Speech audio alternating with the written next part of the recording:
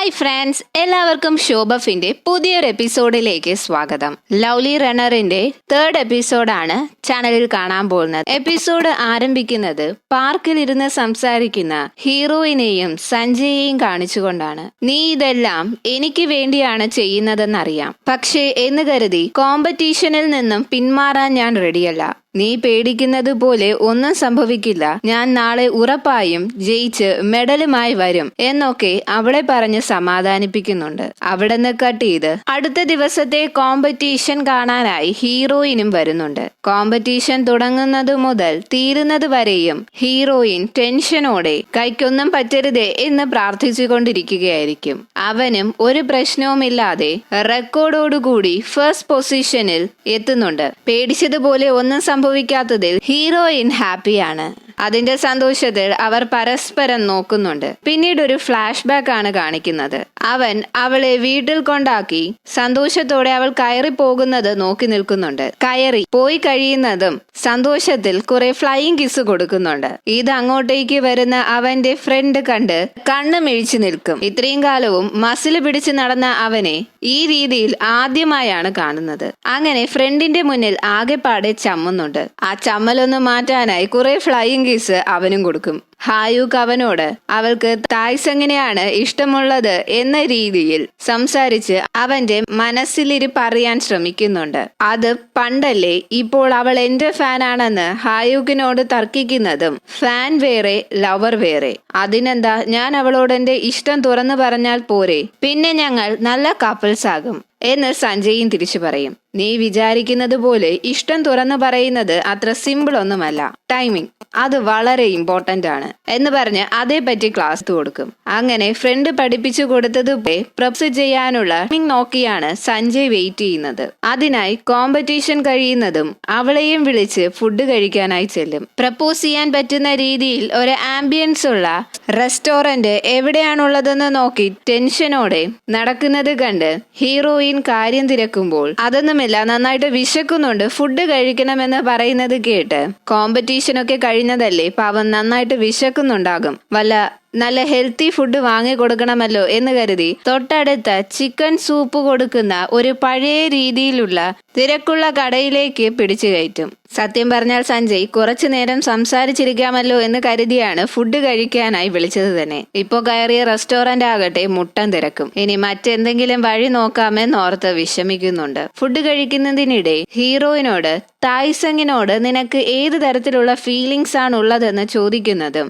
അതൊക്കെ പഴയ കാര്യമല്ലേ എന്ന മറുപടി കൊടുക്കുന്നത് കേട്ട് സഞ്ജയുടെ മനസ്സിൽ ലഡ്ഡു പൊട്ടുന്നുണ്ട്. അങ്ങനെ അതൊക്കെ കഴിഞ്ഞ് രണ്ടുപേരും കൂടെ ഗാർഡനൊക്കെ ചുറ്റിക്കാണാനായി ഇറങ്ങും. ഇതാണ് പെർഫെക്റ്റ് ടൈം എന്ന് മനസ്സിൽ ഉറപ്പിച്ച് പറയാനായി ഒരുങ്ങുന്നതും ഹീറോയിൻ ഒരു ഫോട്ടോ സ്റ്റുഡിയോ കാണിച്ച് നമുക്കൊരു ഫോട്ടോ എടുത്താലോ എന്ന് ചോദിക്കുന്നതും അത്രയും ക്യൂട്ടായി അവള് ചോദിക്കുന്നത് കണ്ട് നോ പറയാൻ പറ്റാതെ കൂടെ ചെല്ലുന്നുണ്ടെങ്കിലും എനിക്കിങ്ങനെ ക്യൂട്ടായി ചിരിച്ചുകൊണ്ട് ഫോട്ടോ എടുക്കാനൊന്നും അറിയില്ല എന്ന് പറയുന്നത് കേട്ട് ഫ്യൂച്ചറിൽ ഇത്രയും ക്യൂട്ടായി പോസ് ചെയ്യുന്ന ഫേമസ് ബ്രാൻഡിന്റെ പോലും മോഡലായ ഇവന് പോസ് ചെയ്യാൻ അറിയില്ലെന്നോ എന്ന് സഞ്ജയെ പറ്റി മനസ്സിൽ ചിന്തിക്കുന്നുണ്ട്. അവൾ അങ്ങനെ 1-2 പോസ് പറഞ്ഞു കൊടുക്കുന്നുണ്ടെങ്കിലും അവൾ പറഞ്ഞതിലും നന്നായി അവളുടെ കവിളിൽ ഹാർട്ട് പോലെ കൈയൊക്കെ വെച്ച് ഫോട്ടോ എടുക്കുന്നുണ്ട്. അത് വളരെ അപ്രതീക്ഷിതമായിരുന്നത് കൊണ്ട് പെട്ടെന്ന് അവള് വല്ലാണ്ടാകും.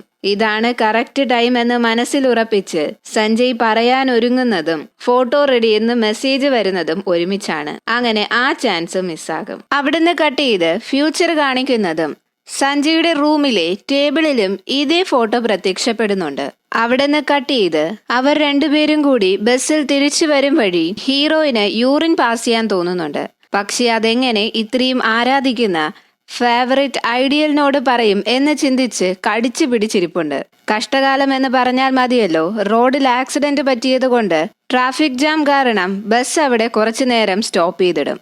അങ്ങനെ ഇപ്പോ കയ്യിന്ന് പോകും എന്ന സിറ്റുവേഷൻ എത്തുന്നതും ഭാഗ്യത്തിന് സഞ്ജയ് എഴുന്നേറ്റ് എനിക്ക് ടോയ്ലറ്റിൽ പോണം, ബസ് സൈഡാക്കാനായി പറഞ്ഞ് ബഹളം വയ്ക്കും. അവനോടൊപ്പം അവളും അവിടെ ഇറങ്ങുന്നുണ്ട്.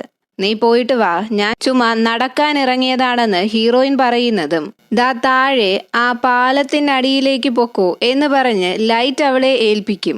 ഇനി പിടിച്ചു നിന്നിട്ട് കാര്യമില്ലെന്ന് മനസ്സിലാക്കി അവൾ ആ ലൈറ്റും വാങ്ങി ഓടുന്നുണ്ട്. ഇത് പ്രപ്പോസ് ചെയ്യാനുള്ള ടൈം അല്ലെന്ന് അവൾ ഓടിപ്പോകുന്നത് നോക്കി അവൻ സ്വയം പറയുന്നുണ്ട്. അവിടുന്ന് കട്ട് ചെയ്ത് സഞ്ജയുടെ അച്ഛൻ ആ വീഡിയോ ടേപ്പും അതിന്റെ ഫൈനും കൂടി ഒരുമിച്ച് കൊടുക്കാനായി ഹീറോയിന്റെ അമ്മ കാണാതെ അങ്ങോട്ടേക്ക് ഇഴഞ്ഞിഴഞ്ഞു പോകുന്നുണ്ട്. ഇത്രയും ദിവസവും ഇത് കയ്യിലില്ലെന്ന് പറഞ്ഞ് വഴക്കിട്ടതാണ്. അപ്പൊ പിന്നെ ഇനി അത് നേരിട്ട് കൊണ്ടുപോയി കൊടുത്താൽ നാണക്കേടാണ്. അപ്പൊ പിന്നെ ഇത്രയും ദിവസവും താൻ കള്ളം പറഞ്ഞതാണെന്നാകില്ലേ? അതുകൊണ്ട് അത് പുറത്തു വച്ചിരിക്കുന്ന ലെറ്റർ ബോക്സിലേക്ക് ഇടാനായി ശ്രമിക്കുന്നതും അതിന്റെ ഹോള് ചെറുതായതുകൊണ്ട് അത് അകത്തേക്ക് കയറാതെ സ്റ്റക്കായിരിക്കും. അത് അകത്തേക്ക് തള്ളിക്കയറ്റാൻ ശ്രമിക്കുന്ന ശബ്ദം കേട്ട് ഹീറോയിന്റെ അമ്മ പുറത്തേക്ക് നോക്കുന്നതും അയാളുടെ 2 കൈ കാണുന്നുണ്ട്. അവർ ചൂലുമായി പുറത്തേക്ക് ഇറങ്ങി വരുന്ന ഒച്ച കേട്ട് അവന്റെ അച്ഛൻ ഓടി വീട്ടിൽ കയറി ഗേറ്റ് അടയ്ക്കും. ഹീറോയിന്റെ അമ്മ നോക്കുന്നതും അവിടത്തെ ഗേറ്റ് ആടുന്നത് കാണും. ഇതിൽ നിന്ന് തന്നെ അവർക്ക് ഇതാരാണ് ചെയ്തതെന്ന് പിടികിട്ടും. അന്ന് ഹീറോയിനെ വീട്ടിൽ ഡ്രോപ്പ് ചെയ്യാനായി അവളുടെ വീടിന് മുന്നിൽ എത്തുന്ന ടൈം പെട്ടെന്ന് സ്നോ ഫ്ലേക്സ് പോലെ എന്തോ ഒന്ന് മുകളിൽ നിന്നും വീഴുന്നത് കണ്ട് ഇപ്പോ സമ്മർ ഒന്നും അല്ലല്ലോ എന്ന് ചിന്തിക്കുന്നുണ്ട്. ഇന്ന് പ്രോഗ്രാം കാണാൻ വന്നതിന് അവളോട് താങ്ക്സ് പറയുന്നതും നിനക്ക് വേണ്ടി ഞാൻ ഏതറ്റം വരെയും പോകും. ഇനി നിന്റെ ജീവിതം മറ്റൊരു രീതിയിലാണ് അവസാനിക്കുന്നതെങ്കിൽ പോലും അത് മാറ്റാനായി ഞാൻ എന്തും ചെയ്യാൻ റെഡിയാണെന്ന് പറയുന്നത് കേട്ട് കാര്യം ഞാൻ നിന്റെ ഫാനാണ് എന്ന് പറയുന്നത് കേൾക്കുമ്പോൾ നീ എന്റെ ഫാൻ ആകുന്നതിനോട് എനിക്ക് താല്പര്യമില്ല എന്ന് മുഖത്തടിച്ചതുപോലെ സഞ്ജയ് പറയും. അവന്റെ മനസ്സിൽ അവളോടുള്ള ഇഷ്ടം തുറന്നു പറയണം എന്നതായിരുന്നു ഐഡിയ. പക്ഷെ അവൾ ഇത് കേട്ട് ഇനി ഇങ്ങനെ പുറകെ നടക്കുന്നത് ഇഷ്ടപ്പെടാതെ ഒരു ശല്യമായി തോന്നിയത് കൊണ്ടാണോ എന്ന് ചിന്തിച്ച് എങ്കിൽ നമുക്ക് നല്ല ഫ്രണ്ട്സ് ആകാമോ എന്ന് ചോദിക്കും. അവൻ അത് കേട്ട് ഷോക്ക് ആകുന്നുണ്ടെങ്കിലും ഓക്കെ പറയുന്നുണ്ട്. ഇനി ആ സ്നോ ഫ്ലേക്സിന്റെ കാരണക്കാരൻ വേറെ ആരുമല്ല, അവന് പ്രപ്പോസ് ചെയ്യാനുള്ള ഒരു ബാക്ക്ഗ്രൗണ്ട് സെറ്റ് ചെയ്ത് കൊടുക്കുകയായിരുന്നു അവന്റെ ഫ്രണ്ടായ ഹായു. പ്രപ്പോസ് ചെയ്യാനുള്ള പ്ലാൻ ചീറ്റിപ്പോയതിന്റെ ദേഷ്യം മുഴുവനും ഫ്രണ്ടിനോടാണ് കാണിക്കുന്നത്. അവൾ നിന്നെ വേണ്ടെന്നൊന്നും പറഞ്ഞ് റിജക്റ്റ് ചെയ്തില്ലല്ലോ, അറ്റ്ലീസ്റ്റ് നീ നിന്റെ ഉള്ളിലുള്ള ഇഷ്ടം അവളോട് തുറന്ന് പറഞ്ഞിട്ട് പോലുമില്ല, പിന്നെന്തിനാണ് നീ ഇത്രയും ഡെസ്പാകുന്നതെന്ന് ചോദിക്കുന്നതും അപ്പോഴാണ് അവനും ആലോചിക്കുന്നത്. അതാ ശരിയാണ്, ഞാൻ അവളടുത്ത് എന്റെ ഇഷ്ടം ഇതുവരെയും തുറന്നു പറഞ്ഞിട്ടില്ലല്ലോ. ആ രീതിയിൽ ആലോചിക്കുമ്പോൾ അവന് ചെറുതായി സന്തോഷം വരുന്നുണ്ട്. അന്ന് അവൾ അവനോടൊപ്പം എന്തിനും കൂടെ ഉണ്ടാകും എന്നൊക്കെ പറഞ്ഞ കാര്യം ആലോചിച്ച് സന്തോഷത്തിൽ തലങ്ങണയും കെട്ടിപ്പിടിച്ചാണ് കിടന്നുറങ്ങുന്നത്. അടുത്ത ദിവസം പ്രാക്ടീസ് ചെയ്യുന്നതിനിടെ അവന് കഠിനമായ ഷോൾഡർ പെയിൻ ഉണ്ടാകും. അങ്ങനെ അവന്റെ സ്വിമ്മിംഗ് കോച്ച് അവനെയും കൂട്ടി ഹോസ്പിറ്റലിൽ ചെല്ലുന്ന ടൈം ഷോൾഡറിലുള്ള റൊട്ടേറ്റർ 90% പൊട്ടിപ്പോയിട്ടുണ്ട്. അതുകൊണ്ടാണ് കൈ വേദനിക്കുന്നത്. സർജറി ചെയ്യുക എന്നത് മാത്രമാണ് ഇതിനൊരു ഓപ്ഷൻ. ഇനി സർജറി ചെയ്താലും പഴയതുപോലെ സ്വിമ്മിംഗ് ചെയ്യാൻ പറ്റുമെന്നുള്ള യാതൊരു ഉറപ്പും എനിക്ക് തരാൻ പറ്റില്ല എന്ന് ഡോക്ടർ പറയുന്നത് കേട്ട് സഞ്ജയ് ആകെ ഡെസ്പാകും. ഇതൊന്നും അറിയാതെ ഹീറോയിൻ അവനെ കാണാനായി ജനാലയിലൂടെ ഒളിഞ്ഞു നോക്കുന്നത് കണ്ട് തായ്സങ് അങ്ങോട്ടേക്ക് വരും.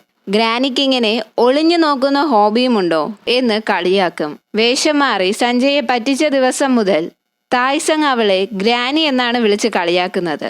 നീ എന്നെ കാണാനാണോ വന്നതെന്ന് ചോദിക്കുന്നതും ഇപ്പോ നിനക്ക് പഠിക്കാനുള്ള സമയമല്ലേ, ചുമ്മാ ഇങ്ങനെ ക്ലാസ് കട്ട് ചെയ്ത് കറങ്ങി നടക്കാതെ. ഫ്യൂച്ചറിൽ നീ ഈ സ്കൂൾ ടൈം ഒക്കെ ഒരുപാട് മിസ് ചെയ്യും. അതുകൊണ്ട് മര്യാദയ്ക്ക് ക്ലാസ്സിൽ പോയിരുന്ന് അവനെ ഇങ്ങനെ ഉപദേശിക്കുന്നത് കേട്ട് തായ്സങ് നീ എന്റെ ടൈപ്പ് അല്ലല്ലോ എന്ന് പറയുന്നതും താങ്ക് യു, ഞാൻ നിന്റെ ടൈപ്പ് അല്ലല്ലോ, അപ്പൊ പിന്നെ ഞാൻ നിന്നെ പ്രപ്പോസ് ചെയ്തത് നീ അങ്ങ് ക്യാൻസൽ ചെയ്തേക്ക്. അയ്യോ അത് പറ്റില്ല, ഞാനത് ക്യാൻസൽ ചെയ്യാൻ റെഡി അല്ലെന്ന് തന്നെ തായ്സങ് അവളോട് പറയുന്നുണ്ട്. അന്നേരം അവന്റെ പുറകെ നടന്ന് ശല്യം ചെയ്യുന്ന പെൺകുട്ടി മെസ്സേജ് അയക്കുന്നത് കണ്ട് നമുക്ക് ഒരാളെ ഇഷ്ടമല്ലെങ്കിൽ അവരുടെ കയ്യിൽ നിന്ന് എങ്ങനെയാ രക്ഷപ്പെടുന്നത്, അതിനെന്തേലും ഐഡിയ ഉണ്ടോ എന്ന് ഹീറോയിനോട് ചോദിക്കുന്നതും ഉണ്ട്.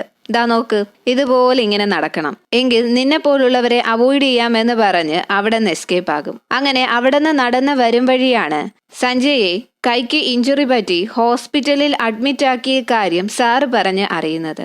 അവളന്ന് അവനെ അന്വേഷിച്ച് വീട്ടിൽ ചെല്ലുന്നുണ്ടെങ്കിലും പക്ഷേ അവിടെ ആരെയും കാണാതെയാകുമ്പോൾ അവരുടെ റെസ്റ്റോറന്റിലേക്ക് അന്വേഷിച്ചു തരും.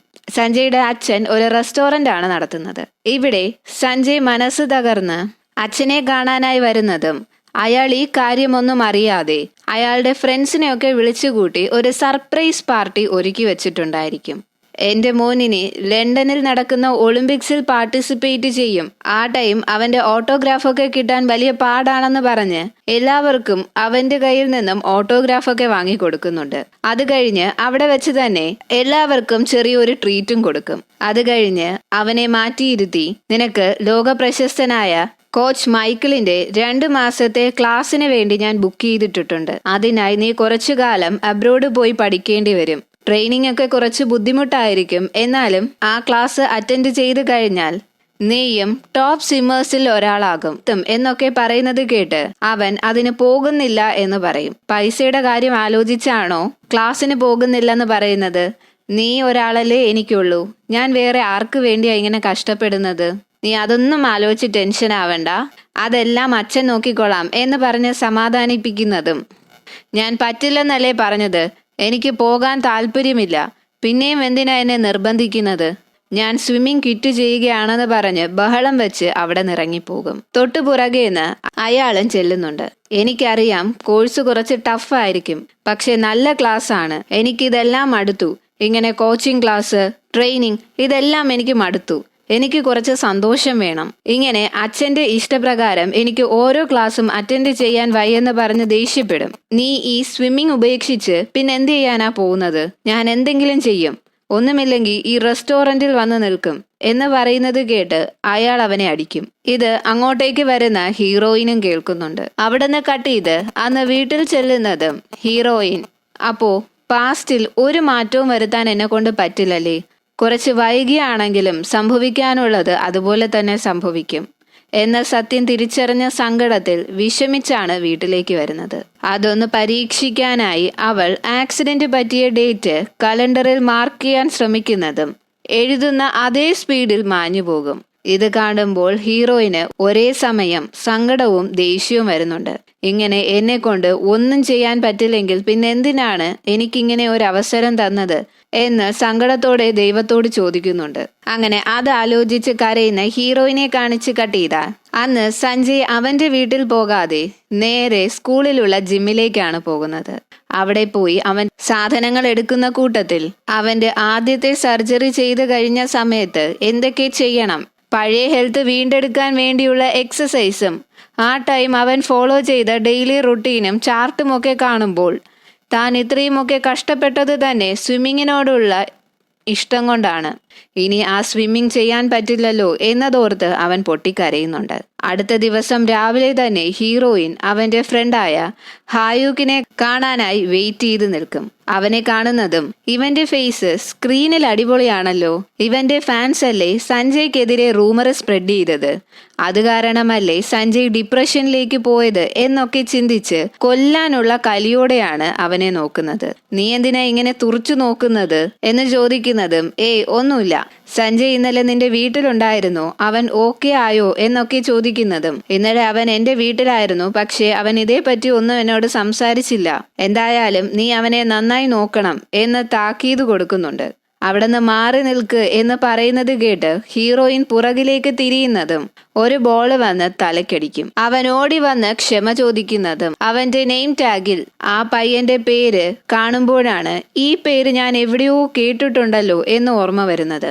പാസ്റ്റിലും ഇതുപോലൊരു ഇൻസിഡന്റ് നടന്നിട്ടുണ്ട്. ഇവർ കളിക്കുന്ന ഗ്രൗണ്ടിന്റെ തൊട്ടടുത്തുള്ള വഴിയിലൂടെ നടന്നു വരുമ്പോഴാണ് ഇതുപോലെ ബോൾ എറിയുന്നതും തലയ്ക്ക് കൊള്ളുന്നതും. അപ്പോഴാണ് അതേ ദിവസമാണല്ലോ വീട്ടിൽ ഫയർ ആക്സിഡന്റ് പറ്റി അമ്മയുടെ കൈ പൊള്ളിയ കാര്യം ഓർക്കുന്നത്. പെട്ടെന്ന് തന്നെ അവിടെ നിന്ന് എഴുന്നേറ്റോടും. ബാക്കി സെക്കൻഡ് പാർട്ടായിട്ട് അപ്ലോഡ് ചെയ്യുന്നതായിരിക്കും. വീഡിയോ ഇഷ്ടപ്പെട്ട ലൈക്ക് ചെയ്യുക, ഷെയർ ചെയ്യുക, സബ്സ്ക്രൈബ് ചെയ്യുക.